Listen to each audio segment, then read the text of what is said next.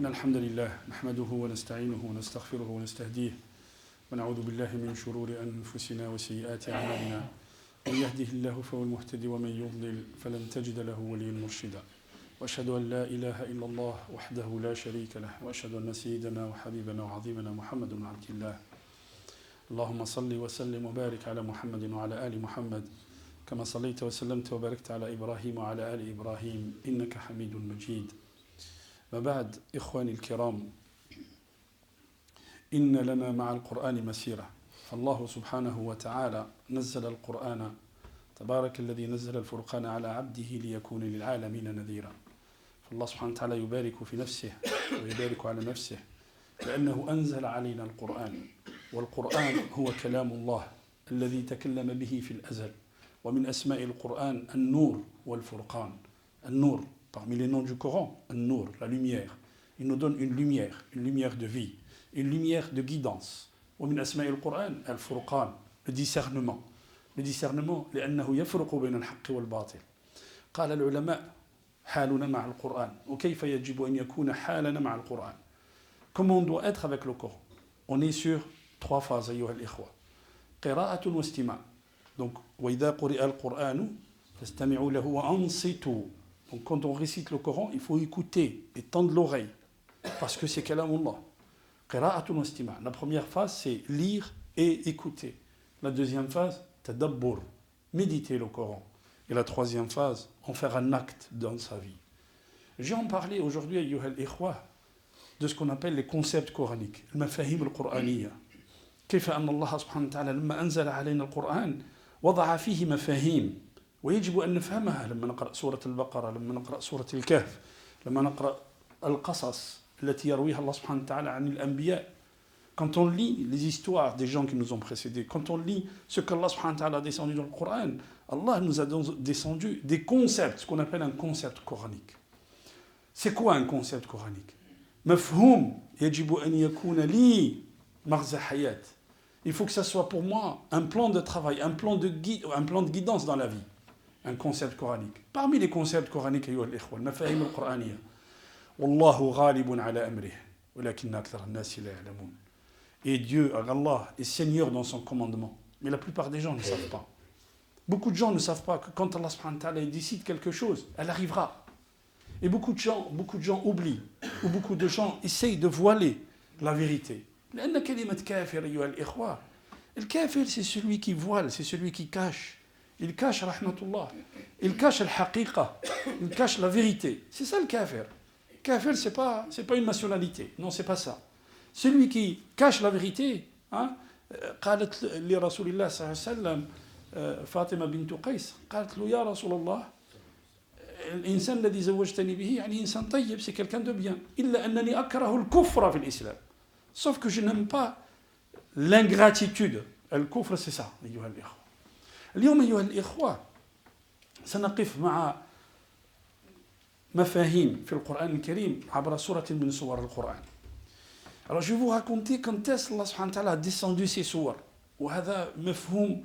رائع في القرآن أن نعرف أسباب النزول الرسول صلى الله عليه وسلم لما بلغ به 10 سنين وهو في مكة quand il avait 10 ans alors qu'il était à la Mecque et qu'il avait ses protecteurs il avait Abu Talib qui était son protecteur son oncle il avait Khadija qui était mais vraiment d'un soutien pour lui inépuisable inconditionnel Khadija radiyallahu anha le prophète sallallahu alayhi wa sallam il aimait tellement Khadija ayyuha al-ikhwa je vais vous raconter 2 histoires sur Khadija à quel point il l'aimait il n'hésitait pas de dire qu'il aimait Khadija et Aïcha disait il n'y a pas une femme de qui j'étais jalouse comme j'étais jalouse d'une femme décédée Khadija radiyallahu anha après la bataille de Badr les musulmans prennent des prisonniers et le prophète sallallahu alayhi wa sallam décide avec les compagnons de libérer les prisonniers contre une rançon donc ils donnent de l'argent et puis ils regagnent leur liberté sinon celui qui n'a pas d'argent il peut enseigner aux musulmans et aux petits musulmans à apprendre à lire et à écrire et après il regagne sa liberté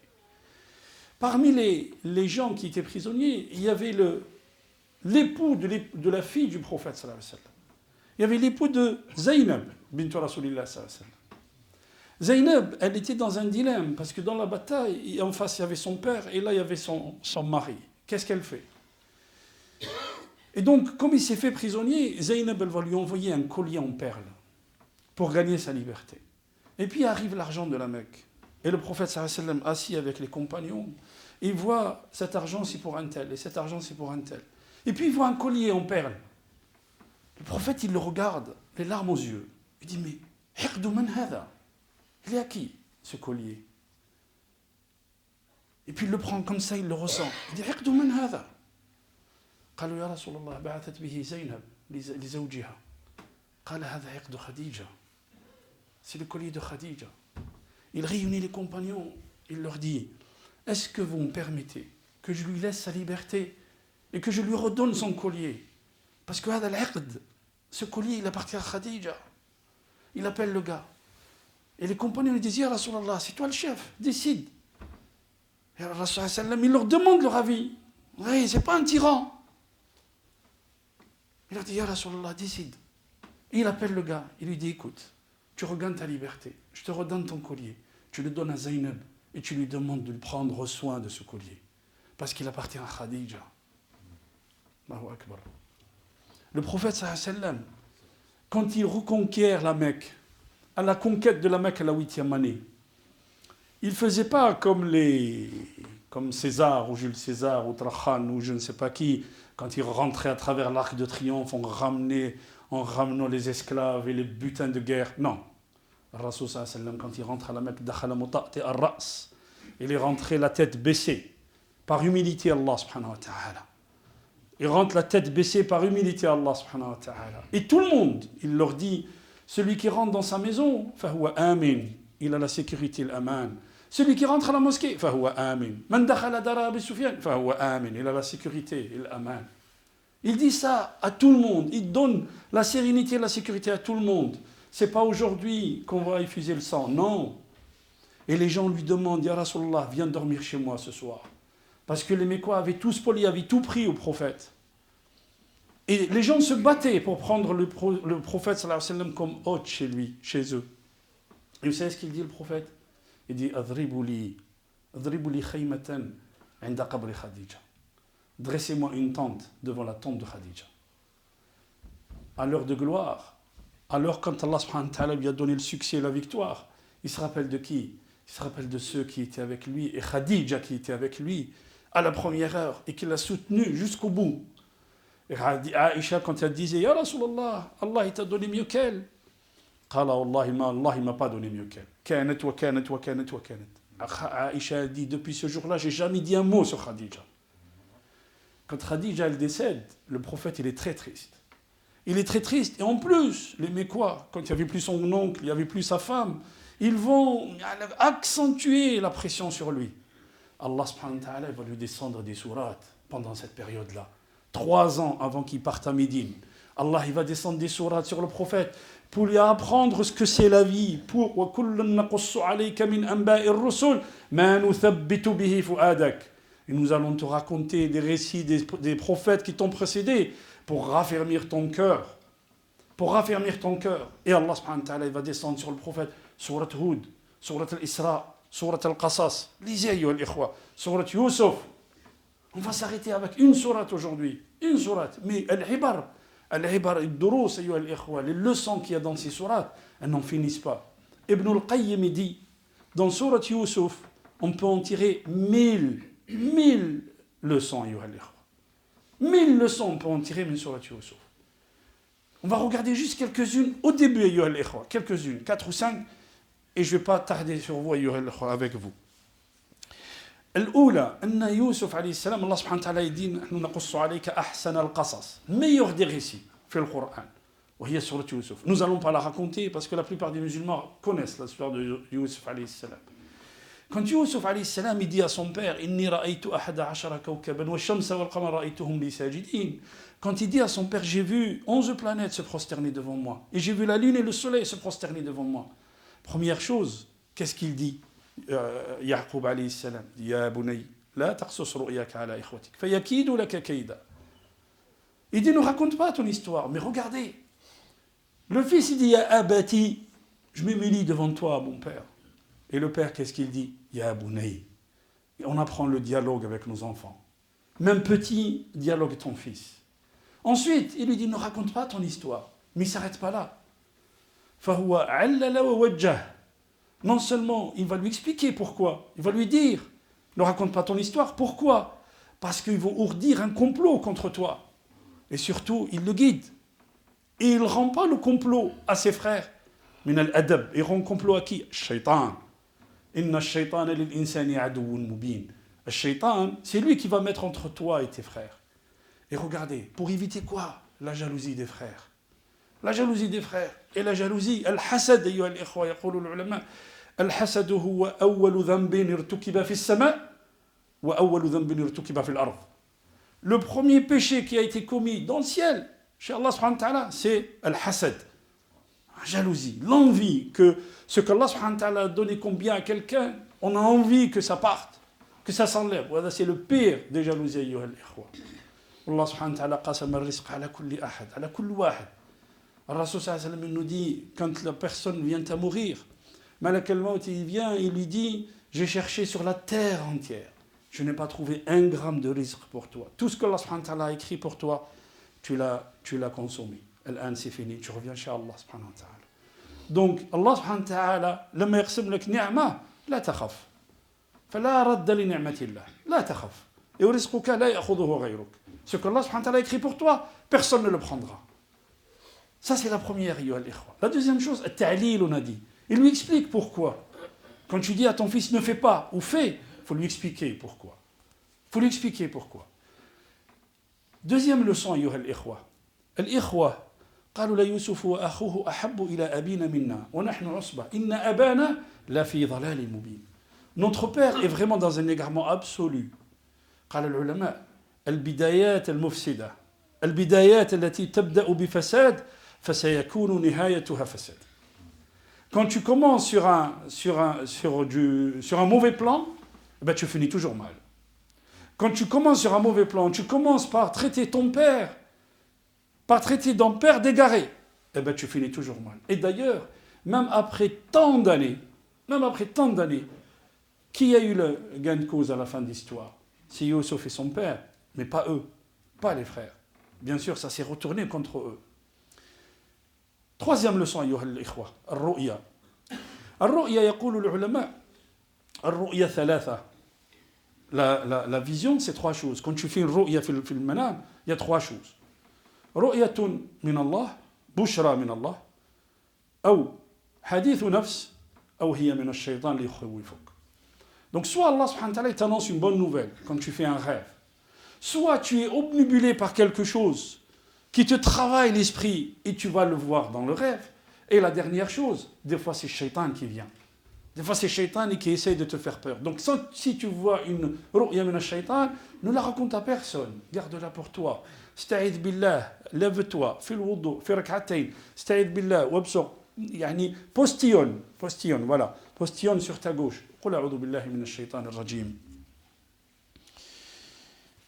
Allah subhanahu wa ta'ala قال, parmi les leçons, je ne vais pas tout étaler, mais parmi les leçons, وَكَانُوا فِيهِ مِنَ الزَّاهِدِينَ. Sayyidina Youssef, pourquoi son père il l'aimait? Parce que quand il lui a raconté l'histoire, il savait que son père c'était un prophète. Son père était un prophète, mais il savait que son fils allait avoir un avenir extraordinaire. Allah subhanahu wa ta'ala il nous dit, ceux qui l'ont acheté, ceux qui l'ont pris dans le ceux qui l'ont pris dans le puits, كَانُوا فِيهِ مِنَ الزَّاهِدِينَ, ils l'ont vendu دراهم معدودة. Les ulama ils vous disent, même si toi tu es عند الله سبحانه وتعالى كبير عند الناس ممكن تكون صغير, c'est pas grave. قيمتك عند الله, c'est ça qui compte. Moi ce que pensent les gens, s'en fout ce que pensent les gens, parce que les gens aujourd'hui ils pensent bien et demain ils pensent mal, aujourd'hui blanc, demain noir. قيمتك عند الله, احرص على قيمتك عند الله. Sache que ta valeur, ta vraie valeur, c'est ta valeur chez Allah, pas chez les gens. Parce que les gens, tous les jours, ça tourne. La cinquième leçon, أيها الإخوة, تراوده امرأة العزيز عن نفسها. Il est tenté par qui? Il est tenté par la femme, du prince d'Égypte, si vous voulez. Il vivait dans un palais. Il est tenté par cette grande femme qui était belle, qui était riche. Et puis on va lui en vouloir. Le commérage va être dans la ville. وقالوا امرأة العزيز قال نسوة في المدينة امرأة العزيز تراود فتاها عن نفسه. Le commérage. Pourquoi? Qu'est-ce qu'ils lui en voulaient, les femmes? Ils lui en voulaient parce qu'elle est tombée amoureuse de qui? De son esclave. Pas parce qu'elle souhaitait un homme, non. Parce qu'elle était tombée amoureuse de son esclave, subhanallah. Mais regardez, ayyuha al-ikhwa, c'est elle qui l'a tenté. Et elle a dit devant son mari que c'est lui qui a voulu m'agresser. Suivez bien. Et son mari, avec le gars qui était à côté de lui, il lui a dit, si son chemisier est détruit ou est déchiré par devant, ça veut dire que c'est de sa faute à lui. S'il est déchiré par derrière, c'est sa faute à elle. Et on a su que c'était sa faute à elle, qu'elle lui a couru après. Et finalement, il a passé 7 ans de prison. Pour une calomnie. Et Allah subhanahu wa ta'ala yu'allimu Rasulullah sallallahu alayhi wa sallam, que les gens peuvent te calomnier et que tu peux aller en prison à cause de ça. Tuhma. Tu peux aller en prison à cause de ça. Pourquoi? Parce que l'autre est fort et toi tu es faible. Mais comme on disait avant, qimatuka 'inda Allah khairu min qimatika 'inda an-nas. La dernière chose, ayyuha al-ikhwa, wa akhtimu bihadha. Sayyidina Yusuf قال السجن أحب إلي مما يدعونني إليه. À un moment donné, il était tenté aussi par les autres femmes. Et qu'est-ce qu'il demande à Allah? Il dit, je préfère la prison qu'à leur tentation. Parce que je suis un homme. Je peux tomber dans la tentation. Subhanallah. Je suis un homme. فتمنى السجن فأعطاه الله سبحانه وتعالى السجن. صلى الله عليه وسلم يقول لا تتمنوا لقاء العدو. Ne souhaitez pas rencontrer l'ennemi. C'est ce qu'il disait au prophète sallallahu alayhi wa sallam, au compagnon. Ne demande pas à toi quelque chose de mauvais. Quand tu demandes à Allah, demande toujours quelque chose de bien. Et puis Sayyidina Yusuf, il passe min izzil ab. Il était dans le lit douillet, le nid douillet de son père. Ensuite, il se retrouve au fin fond du puits. Ensuite, il se retrouve esclave. Ensuite, il se retrouve dans un palais. Ensuite, il se retrouve dans quoi? Il se retrouve en prison. 7 ans de prison. Taqallubat ad-dunya ayyuha al-ikhwa. Dawamul hali min al-muhal. Mais malgré tout ça, son cœur est resté attaché à Allah subhanahu wa ta'ala. Comment on le sait? Inna naraka min al-muhsinin. Les deux qui ont fait le rêve dans la prison, qu'est-ce qu'ils disent à Yusuf? Inna naraka min al-muhsinin. On voit que tu es quelqu'un de bien. On voit que tu es quelqu'un de bienfaisant. Malgré tout ce que dunya t'a tourné, t'a détourné, t'a retourné, pardon, eh bien tu es resté sincère et ton cœur lié à Allah. اللهم اجعل قلوبنا معلقة بك. قولوا قولي هذا واستغفر الله لي ولكم واستغفروه يغفر لكم إنه هو الغفور الرحيم. بسم الله الحمد لله والصلاة والسلام على رسول الله ولا حول ولا قوة إلا بالله. أيها الإخوة، ارتأيت اليوم أن أذكر إخواني وإن كنتم تعلمون لكن فذكر فإن الذكر تنفع المؤمنين. الله سبحانه وتعالى الرسول صلى الله عليه وسلم إنه دي يوم الجمعة 12 ساعة لا يوجد فيها عبد مسلم يسأل الله شيئا إلا أتاه إياه وهذه الساعة أرجو أنها تكون آخر ساعة بعد صلاة العصر. Le prophète il nous dit, la journée du Jumu'ah c'est 12 heures. Et puis c'est un temps béni parce que Allah subhanahu wa ta'ala il rend grâce aux croyants. Parce que Allah subhanahu wa ta'ala il exauce vos demandes, frères. Donc أرجو من الله أن تكون آخر ساعة من ساعة الجمعة. La dernière heure de ساعة الجمعة, c'est-à-dire après Salat al-Asr, اجلس اقرأ القرآن, assis-toi, lis le Coran et demande à Allah subhanahu wa ta'ala. Demande à Allah ce que tu veux من خير الدنيا والآخرة. وقال رسول الله صلى الله عليه وسلم في الجمعة, وهذا حديث مهم أيها الإخوة, كي لا نتأخر عن الجمعة لأنه يوم عظيم. Vous savez, ayyuha al-ikhwa, que la vente maintenant, que l'imam il est sur le minbar, la vente maintenant, tout contrat est illicite. La vente est illicite. Aqd zawaj est illicite. Faire un contrat de mariage, c'est illicite.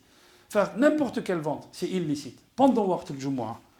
عن أوس بن الثقفي رضي الله عنه قال سمعت رسول الله صلى الله عليه وسلم يقول من غسل يوم الجمعة واغتسل وبكر وابتكر ومشى ولم يركب ودنا من الإمام واستمع ولم يلغو كان له بكل خطوة عمل سنة أجر صيامها وقيامها.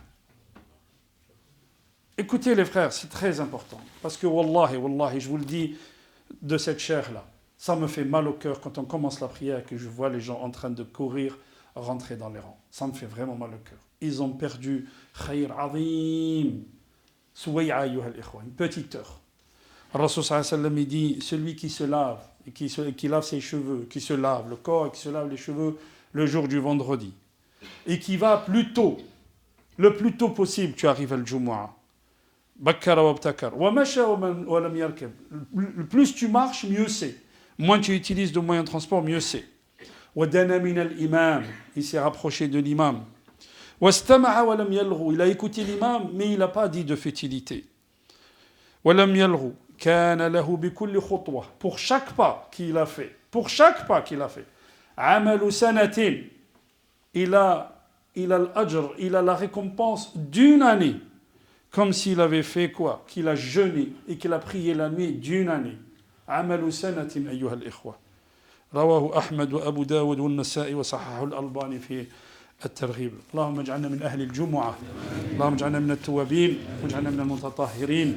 اللهم اهدنا فيمن هديت، وعافنا فيمن عافيت، وتولنا فيمن توليت، وبارك لنا فيما أعطيت، وقنا شر ما قضيت، إنك تقضي ولا يقضى عليك، إنه لا يذل من وليت ولا يعز من عاديت، تباركت ربنا وتعاليت يا ذا الجلال والإكرام.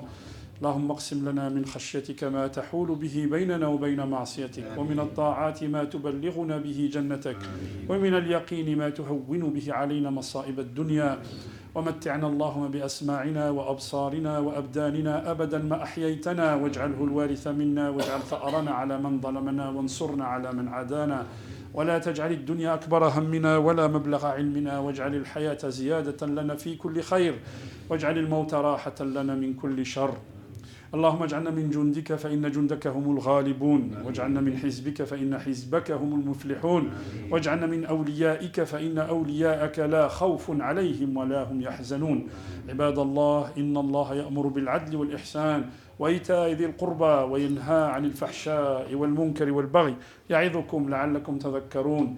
جاءتنا صدقة أيها الإخوة من أحد النسوة تطلب منكم الدعاء لإنسان مريض في المستشفى، نسأل الله الشفاء له. اللهم اشف مرضانا ومرضى المسلمين، وارحم موتانا وموتى المسلمين. أقول قولي هذا واستغفر الله لي ولكم، واستغفروه يغفر لكم إنه هو الغفور الرحيم. وقوموا إلى صلاتكم بارك الله فيكم.